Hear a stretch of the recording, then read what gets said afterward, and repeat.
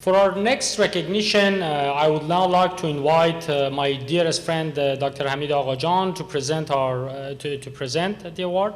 Dr. Aghajan received his BS from Sharif in 1988 and his master's and PhD from Stanford in 1993 and 1995, all in electrical engineering. He is now a consulting professor in the electrical engineering department of Stanford University. Hamid happened to be the first graduate student at Stanford who studied in the post-revolution Sharif University.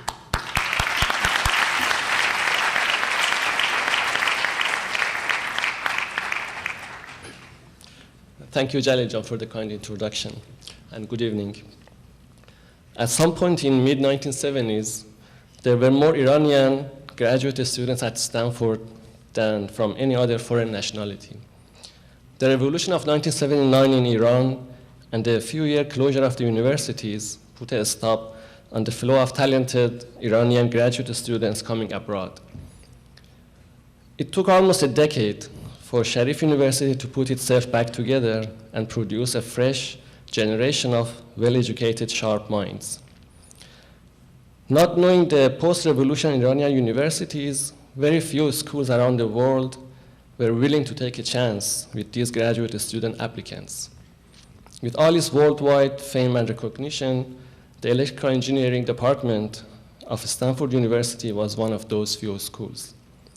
The opportunity offered in the late 80s to a few Iranian graduate students indeed shaped the lives of many people and led to much of accomplishments that we celebrate tonight.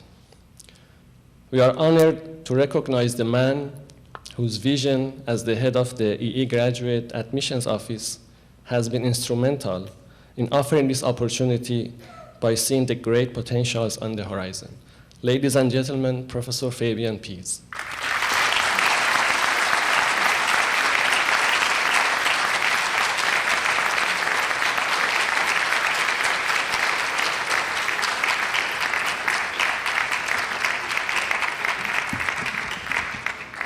Well, thank you so much, Professor Aghajan, and thank you for being here. It's my honor to attend this wonderful gathering.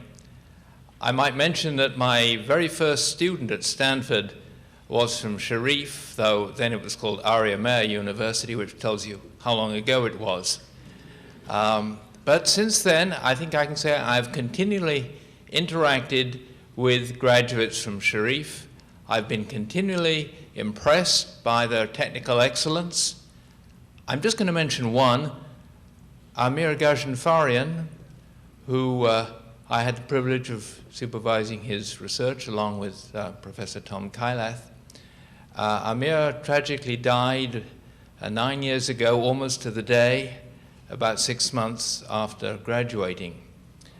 I mention this because he was in hospital for about 6 months prior to his death, and every time I visited him, there were at least 2 visitors, and I think they were all from Sharif.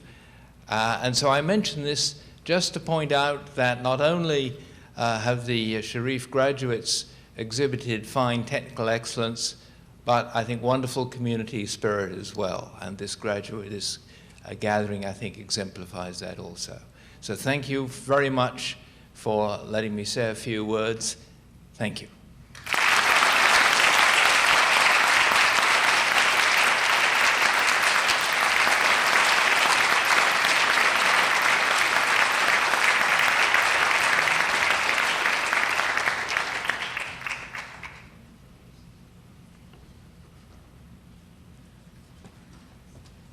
Thank you, Professor Pease, for coming here and also for remembering Amir. I vividly remember that sad day in November of '99 where we all mourned the loss of Amir.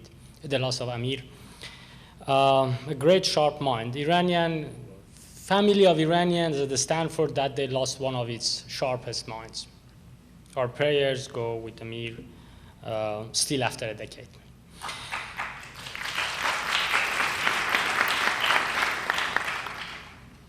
Our next speaker, I'm honored to introduce to you our last speaker tonight, Professor Thomas Lee. Dr. Thomas Lee received the SP, SM, and SCD degrees in electrical engineering, all from the MIT in 1983, 1985, and 1990, respectively. He joined Analog Devices in 1990, where he was primarily engaged in the design of high-speed clock recovery devices. In 1992, he joined Rambus Incorporated, where he developed high-speed analog circuitry for 500 megabit per second CMOS DRAMs. If I make a mistake here, then you're not going to forgive me because this is my own field. Since 1994, he has been a professor of electrical engineering at the Stanford University. I'd like to mention that I happened to take the first course he taught at the Stanford back then. He has twice received the Best Paper Award at the International Solid State Circuit Conference, also co-authored the Best Student Paper at ISSCC, was awarded the Best Paper Prize at CICC, and is a Packard Foundation Fellowship recipient. He authored the design of CMOS radio frequency integrated circuits and planar microwave engineering, and is also a co-author of 4 additional books on RF circuit design. Professor Lee.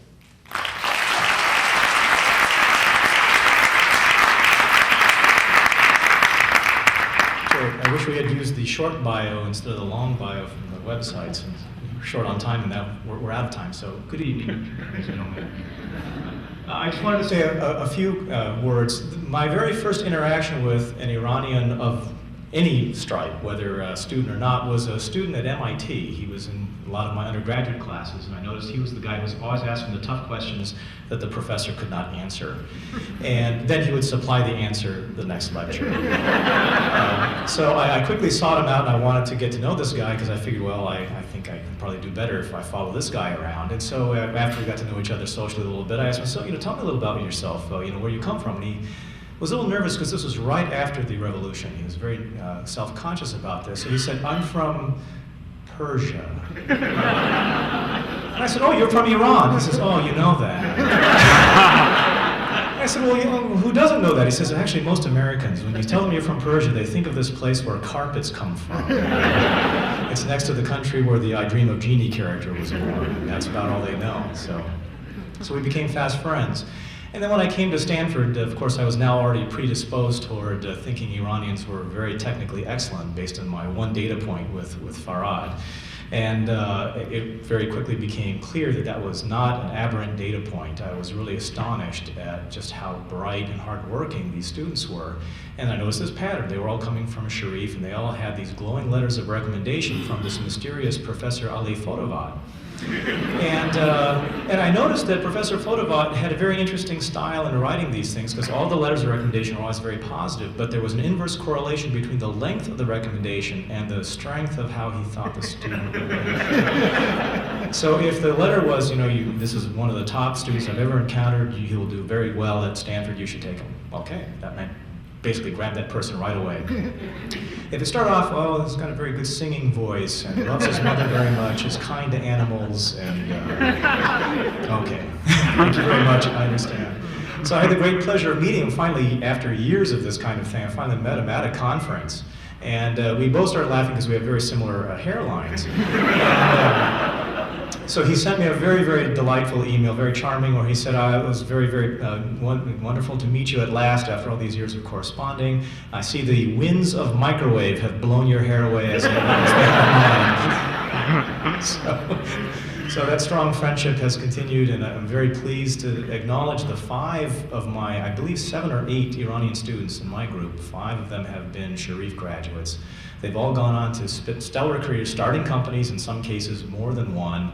At least 2 of them are academics, and I think they're all going to, well, in fact, they've already made their marks, but they're all going to make even stronger marks. So just look out for these students. They're taking over. So it's been my great pleasure and honor to have these students, and my pleasure and honor to be here with you tonight. And thank you very much for inviting me.